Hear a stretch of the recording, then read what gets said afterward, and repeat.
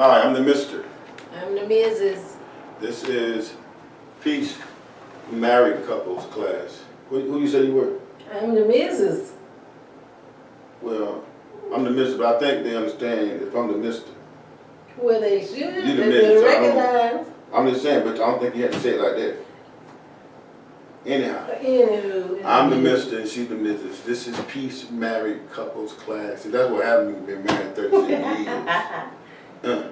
Anyway, we are grateful that you tuned in tonight.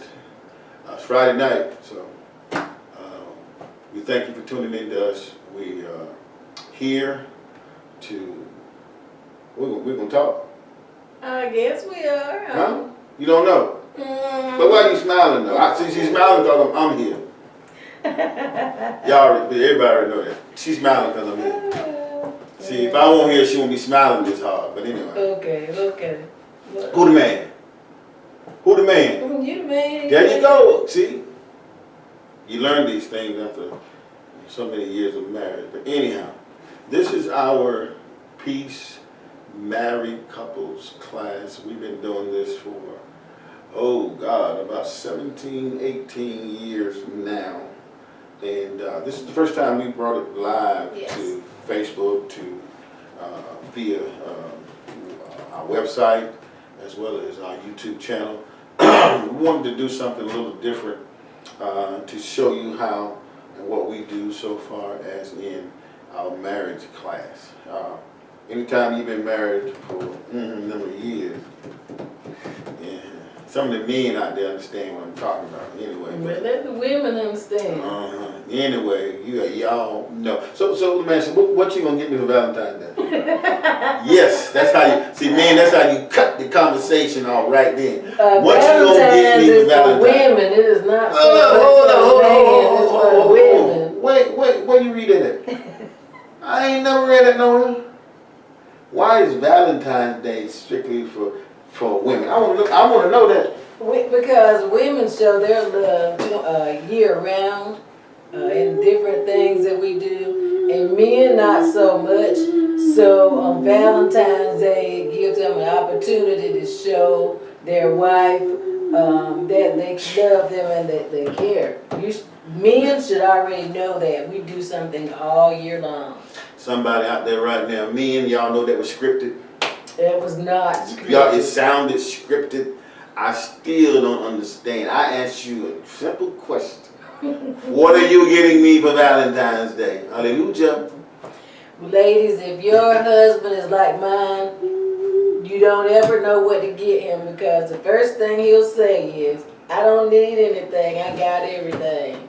How do you buy somebody something that says that? Ooh, Lord help me to hold out. Anyhow, I still don't know what I'm getting. But anyway, so what do you think about buying expensive gifts on Valentine's Day? What's too extravagant? Well, I think most women just want time. So if that comes along with a gift, that's extra. But most ladies just like time to spend time with their man. Okay, men, I want you to go on the 13th of February. Go to JCPenney and tell me when a box of time. She's looking at me, ain't she? Yes, I am. She's looking at me. See, can we go to somewhere and buy Zales and answer when a box of time? Well, every man knows their wife or their girlfriend at this time, and they should know exactly what she likes. But it's not always in the amount that you spend. Okay, I am so glad to hear that today. I got a witness, and people are gonna be hearing this tonight. They're gonna understand. It came out of her mouth.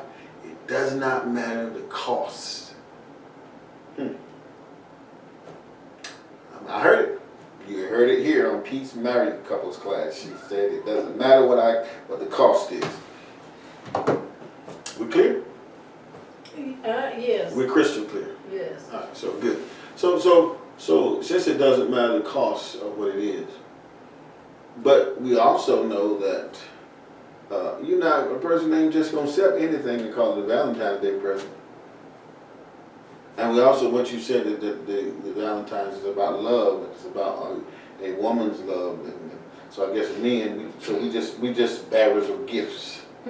Is that what I'm hearing? No, you're hearing that women give all year. It's not just February the 14th. We take care of you year round. We give all year round too. Not the way that a woman gives. But I'm listening to the word Valentine. That's not like a man name anyway. It can be whatever. I think Valentine is a man name.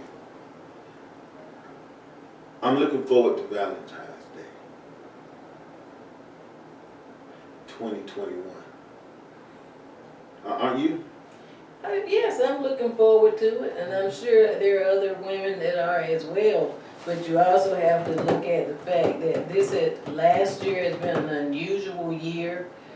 Someone may not have the funds that they would have had a year before, what have you. So Valentine's Day this year may be a little bit different.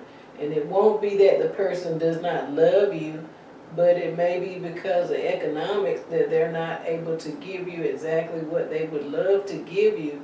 But if that person loves you and you know that person loves you, then you're able to get past this year and know that next year may be just what you want. It may be a better year. Y'all hear that? Coming from the Mrs. Yes. I am the Mister. And I'm telling you, Valentine's Day is coming. You heard that. But brothers, if you don't get the right gift, you gonna hear it till next Valentine's Day. I promise you that. Ladies. Ladies.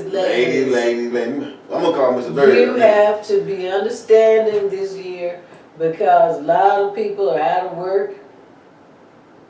Unemployment is not exactly what you need it to be.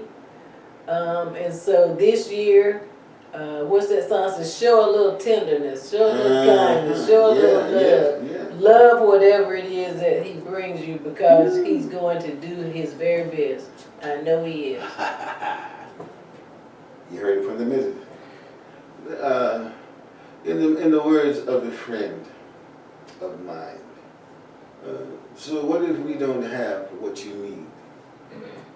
What if we cannot meet the goal that has been set before us? What kind of advice will you give us? My advice would be to look on the years past. If last Valentine's year was good and the year before was good and the year before then, look on those years and realize again that this year is a little bit different. And so you may not get exactly what you wanted, but if he brings something and it's from the heart, then accept it and love it and act just like he brought you the world. Yeah. Amen. I agree with that. I agree with that. I got something else, men. The men, I want y'all to listen. Because here's what I have. If any man has a daughter who is of age, and that daughter expects something on Valentine's Day too. Sure she does. She wants the same thing her mama gets. Maybe not the same. Well, you know what I'm talking about. They want expensive gifts. Or they want something, that says this came from my daddy. And so she said because of the pandemic things may not be. But what do you suppose, or what do you think concerning gifts for daughters on Valentine's Day? What is a proper gift, so to speak? Well, every person's daughter is different. You can't always give. You couldn't give my daughter what you would give someone else's. So you have to know your daughter first of all, to know what you can and cannot, what she expects from you. But I think a proper gift for a young lady would probably be maybe her dad's showing up with flowers. Maybe he doesn't, maybe she's not expecting him, especially if she's at school or something. All of a sudden flowers show up. Where you're able to see her, you come to the door with flowers. This is giving her an idea of what to look forward to when she's old enough to get married. You're training her the things to look for in a man. So flowers, maybe she likes jewelry, earrings, a little bracelet, or something to let her know that, hey, I am the first love of your life. All right. And that's what she should know. Every daughter should know that. Yes, I agree wholeheartedly. And certainly, if we look at it, the totality of the picture, young ladies and girls do look to their daddy as the first person who gives them a gift, so they can have an expectation of what they are expecting down the road. I know my child does anyway. You're not just going to bring her anything for Valentine's Day anyway. We thank God for that tidbit of information coming from the missus on today. Let's move beyond Valentine's Day. Since this is our first broadcast, what is your? It ain't gonna be the last. Why you think it'll be the last? Cause you clowning. It ain't gonna be the last. See, that's what you have to put up with anyway. But when you have, it has been 30 how many years? You don't know. I'm trying to think. Okay. How long we been married? I know I'm not everything. How long have we been married? You tell me. We've been married a number of years, and over 25, over 30. So in that time, what advice do you have for someone who's going to be starting out in, say, their first year marriage? Ooh. What? You said who? You said what? What did you say? I'm gonna send you back to Wakanda. You wanna go back to Wakanda? Sure. I'm gonna send you right on back to Wakanda. Come on here. Wakanda. My advice would be that, ladies, you're gonna, in that first year, you're certainly gonna get more than 50. People say it's 50-50. You're gonna get more than 50. 50 what? More than 50 what? 50 of everything. I don't understand. What are you talking about? You're gonna give more than 50. You said give more? Yes. Time, effort, everything. You're gonna give more than 50%. But be patient. It's a learning process.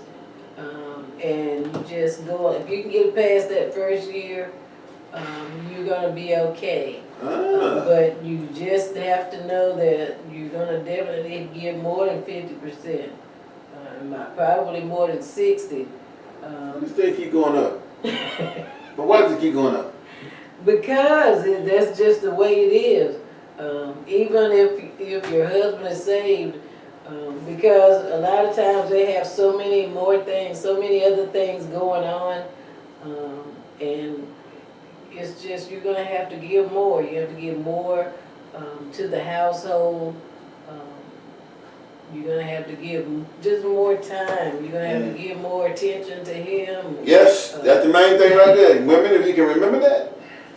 Hallelujah. And just know that you will reap the benefits of giving more than 50%. Let's repeat that last thing you said. Give what? More. Come on, repeat me.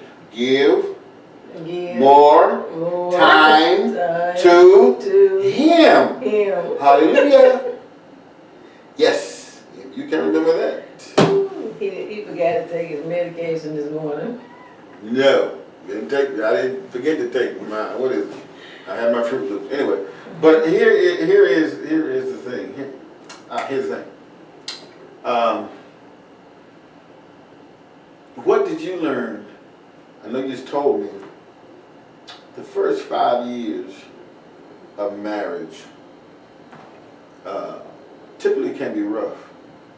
As you're unusual rough, but I'm just saying typically can be rough as you're learning um, the ins and outs of finances, the ins and outs of what's mine, what's yours is mine. Anyhow, the ins and outs of how we.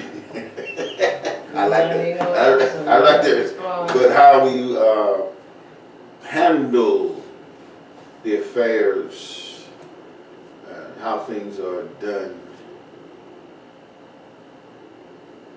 But when we pass the, do they call it the 7-year itch, or they call it the 7-year mark where things should be plateauing better? Is it more about finances or is it more about family? Well, with us, we didn't have any children at 7 years, so I wouldn't say it would be about family. It would be about, probably still about, with us, was finances. If you don't have children, it's about finances. It's learning, I guess, especially if you're a woman that gets married and you're already used to handling your own business and your own finances and what have you. That's dead. It takes a while to learn that now one is, two is one, and so you have to, it takes a while to learn that. How long did you? With you, I can't even say, 'cause, anyway. I'm the mister. But it would be more about finances. Okay, I guess I can go along with that. I can go along with that. But it's still about one. So, and so I guess I'm hearing you, the financial plateau in letting, having someone else deal with money that you were used to dealing with on your own. If you have a husband or a mate or what have you that knows how to deal with finances. So what if you don't? Then you're going to have to leave that one out there and you're going to have to handle it yourself. How do you do that though, without causing disruption in the relationship? Well, it just depends on, do you want the landlord or whatever calling you and telling you it's time to go, or do you want somebody solid that can make sure that the rent is paid every month? The landlord tell me the time to go. Oh Lordy. You may marry someone that at the time they're trying to decide if they buy a pair of sneakers or they pay the rent. Do they buy a pair of sneakers or do they pay the light bill? Air Ladies, Jordans. if you're in that position, then you're gonna have to take your money and pay the light bill. You can't give it to him and say pay the light bill, and then he come home with a pair of new sneakers. But why your finger pointing at me? Why them hands going at me like I'm the Air Jordan man? He loved the Air Jordan, okay? Oh, what are you talking about? Yes. Well, at least One time I thought his name was Air Jordan. At least I had something to walk away in. Yeah, you were gonna be walking under, and I wasn't planning to be walking under the bridge. Woo! Well, we all have something that we like to spend money on. But anyhow, we ain't gonna go down that road. Oh, we can go that way. But anyway, Mm-hmm. So she says that she won't gonna be sleeping under a bridge. We ain't gonna talk about where I found her. Anyway, It wasn't under a bridge, honey. I can promise you that. Hallelujah. But anyway, so we have reached the plateau of where we've been and where we're going, but in a more note, a tone of seriousness. There's a learning process. There's a curve, and there's a place that you get in marriage. Do you think the place is called complacency, or the place is called comfort? Which is it? As far as what? Life. Are you comfortable where you at a certain point, or it's kind of like Groundhog Day? You know, Groundhog Day, the movie, things kept repeating itself, so you got complacent. Are you comfortable, or do you see an air of complacency because something keeps happening? Are you living the same life over and over, or you're comfortable the way that your marriage or life is headed? Some people are probably in complacency, and then some people may be comfortable. And I would say if maybe you might be comfortable because you may be able to see the potential. That's right. If you ain't got nothing, man, if you ain't got nothing, you better have potential. All I have is potential. Yeah, but Time from above, but I believed that he had potential. I didn't have much. So I kept hanging in there. So that's what a lot of you can get comfortable, knowing that he has potential, and so you're believing that the word say you believing to see the goodness. Oh Lord, see the goodness. So I believe that he had potential. So after believing that he had potential, here I am 36 years later. There you go. And he certainly had potential. But then you act like you know, represent, because all I had was potential. And do I need to say it again? Let me say it again. No. Come from above. No, you don't. I didn't have much, but the Lord been good to me. You know that the Lord was the been key, good. the Lord. The Lord been good to The me. Lord, that was the key. All I have need of, His hand has provided. But I just think about the marriage, and if you can see, we are peace married couples class, pursuing excellence and communicating effectively. There has to be effective communication as you pursue marriage.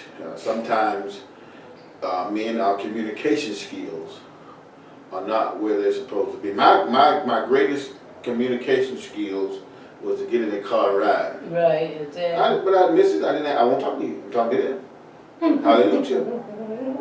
I'm the mister. And she's the missus. There can't be no anyhow. So my greatest communication skill was to get in my car and ride. And then she shake your head. So what do you do when your greatest skill of communication is to say nothing?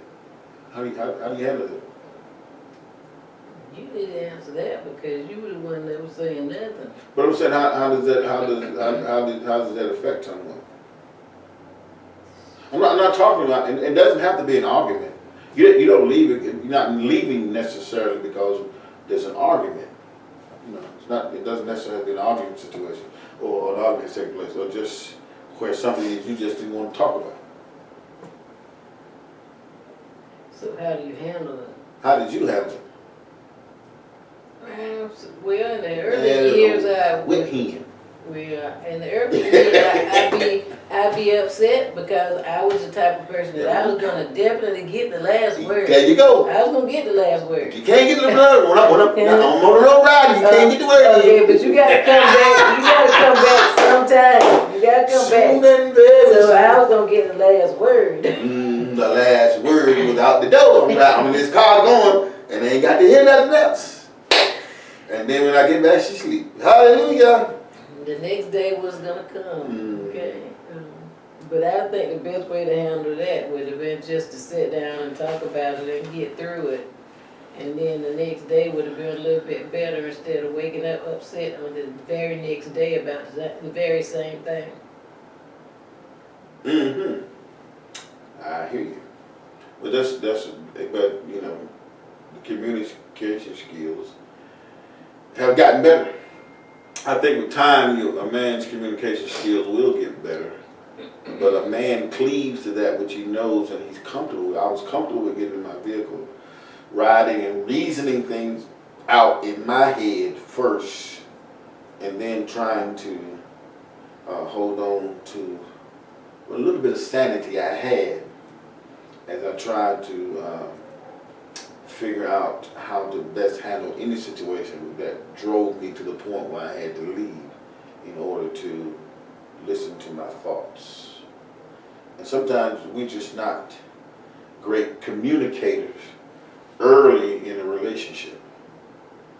And I think one of the reasons is that, and I've always said this to myself, one of the reasons is I had no one to show me what it was to be not just a man, but a husband. And so I often say this all the time when my wife, the missus, always laughs at this. I said, when I got married, I practiced on her. I had to practice on her because nobody taught me what it was to be, how to be a husband, how to be a man, how to do this. So it was a fact. It was on the job training. And because it was on the job training, I guess the lean and mean and tough years, she had to, the old saying, she had to ride it out. She had to ride it out.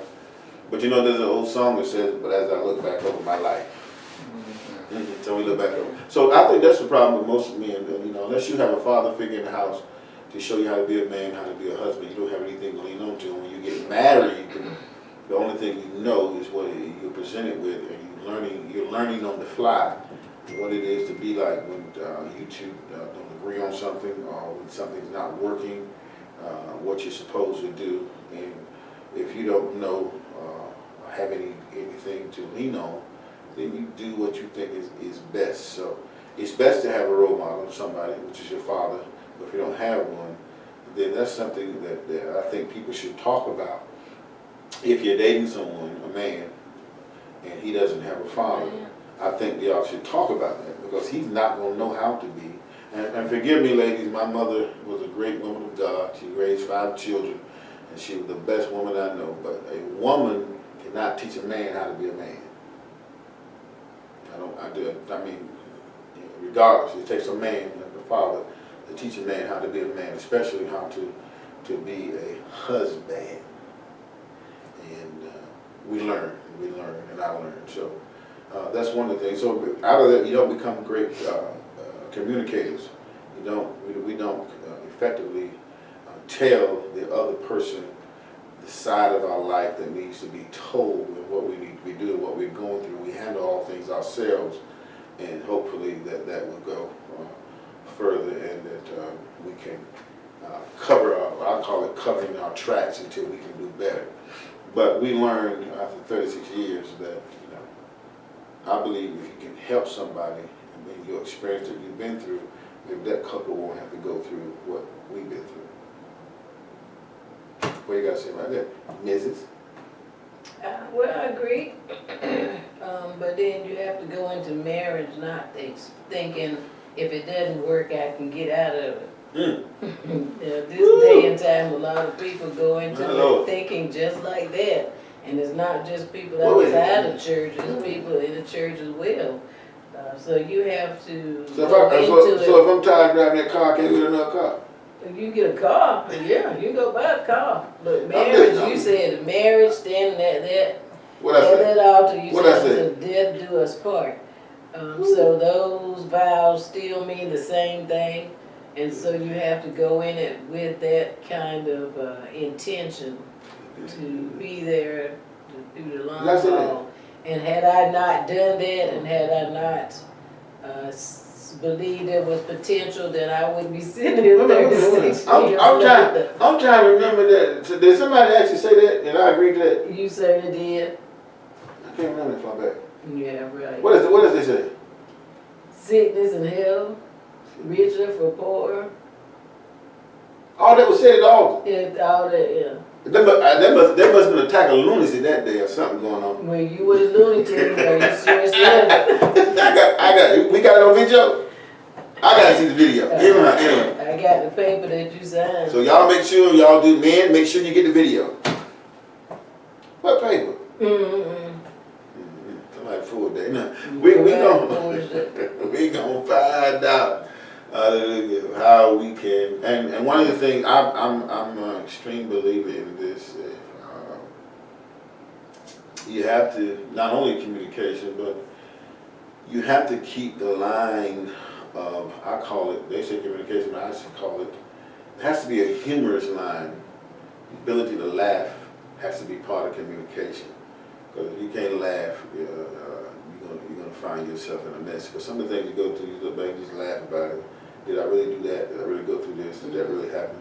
And so you laugh about it a while. Yeah, because we have the ability to do some dumb things. Some things. You got something to say? Did you smile? Did you laugh? I think the missus is laughing. But anyway, time will help. I Time need that video. I don't know where it is. Anyhow, we lost that somewhere. Anyway, but that's where we are now. Today. When you gonna tell me what I get for Valentine? You told me you wanted a box of time with JC Penney. I'm gonna see that they got me. I do have the video today. Jesus, I heard your word, and the rest of them heard too. Man, I'm gonna try to go to JC Penney and buy that box. I'll be that box cheap. That's okay. I'll take that because he knows what I'm waiting on. Lord Jesus. Hallelujah. See, the Lord. Now the Lord is that spirit. Listen. So today, in this day, right now today, what advice would you give a young woman who has to, no, this is different. I got this. See, now that's one thing you got to see. Men, after 36 years old, they still interrupt your conversation. Right in the middle of your sentence. You can be standing in the grocery store. It take you too long to get it out. I get it out as I get it out. Mm-hmm. I'm a thinker. I don't just blurt things out. So I have to think as I'm talking, because you get in trouble sometimes when you talk without thinking. Anyhow, so what advice would you give a young woman, this is a different young woman, who's getting married today? Not just today, I mean in today's society, in today's time, this generation. And the young man is between jobs. Living with his mama. Well, I'd say you probably might want to rethink that. Huh? You may want to rethink that. Why she got to rethink that? Well, I mean, he doesn't have a job. I said in between jobs. Okay, but how long was the last job? How long between? Was it 6 months, 2 months, 2 years? And he's living with his mother. But ain't that smart to live with your mom? No, that's not smart to live Why? with your mother. When you become a certain age, you should want your I ain't said the man was 30. I would pray he would have his own place before 30. But what if he was living with his mom to save money to get a place? Well, then you need to get that place before the wedding date is set. And so, It's just the thing of it is, if he's already living with his mother, he's in between jobs, then you're gonna have to look at the factors as to what is he gonna bring to the marriage, and what are you gonna have to bring to the marriage until he decides that he's gonna pull up his big boy pants and be a man. There's no need for you to get married and then you gotta take care of everything because he hasn't decided to be an adult yet. So there's no need of you trying to raise a child, especially if you don't have one. what kind of big pants you got to put on there? A job, Them a pants. place to live. Them big boy pants. Place to live. He ride with you or he got his own He car? ride with you. No, he ride with me. All this, But look, listen, because evidently this young lady has not sought the Lord, because the word said, "He that findeth the wife finds a good thing." So maybe you found him. Well, see, his thought concept may be now, I don't have a car. When we get married, you said we're one, so that means the car mine too. No. I done seen that happen too many times. I'm just They going with you pull up early. and drop you off at work, and they gone the whole day with your car, and they still not looking for a job. They just out riding, and somebody tell you, "I saw your husband with a car full of guys." Okay, but then he gonna make sure he back in time to pick you up, and he got a story to tell. But I don't want to hear that story. No. Story is, where did you go today to look for a job? How many applications did you fill out? What were you doing today?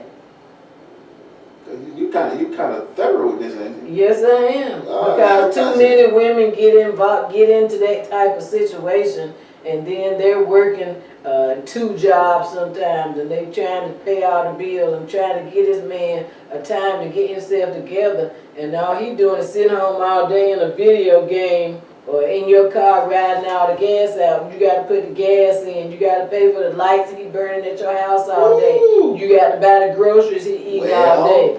day. No, that's not, because it didn't happen to me. But in my place, I was comfortable. I was at my mother's house, but I had a job and I was taking care of me. So I didn't need to get in a situation that I had to do all that for a man.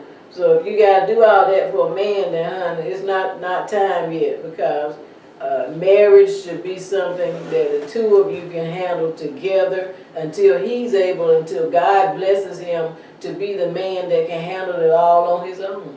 Look at that right there. She was at her mama's house. She was comfortable at her mama's house. Then she met me and wanted to leave her mama. Oh, I'm supposed to say that, but I'm the missus. She the missus. Won't you come to your mama's house? Yes. And then she met me. And in her mind, she said, I got to leave my mama's house. Man, you know you got it made. But they told him straight up front. I ain't seen You the can't video. do it, bring her back where you found her. I ain't seen that video, but anyhow. Yeah, you I didn't ain't see the seen that video but right you there. heard the words. Who told me that? My parents. Your mama or your daddy? Don't worry about me. You heard So your mama or your daddy? I didn't tell what your daddy told me. What your daddy told me? My mom. I didn't tell what your daddy told me. Mother, and she was for real. Your daddy said, take her. Yeah, but he wasn't in charge. But anyhow, y'all heard it. It was thorough. It was to the point. Whew. And it was absolutely correct. And we thank God for the wisdom and the words coming from the Mrs. But we got to do a final thing in closing. Let's do something final. When this is I know this is a different generation. But the Bible says there's nothing new under the sun. When is it proper for a young lady, and I'm gonna do the young man, and the young lady to introduce her beau to her family? When do you think it's proper? Well, A young lady. I would say for a young lady, I would say to me, as soon as she thinks she really likes him, because a lot of times when you think you're liking someone, a young man, you may not be able to see everything. Right then you're only seeing maybe tall, dark, and handsome. Maybe at the time you're just seeing that you were lonely and now you have a friend. So you need to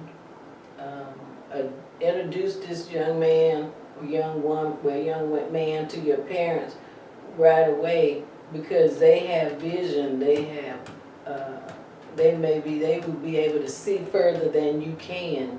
And so before you know how women are. We do it with our heart.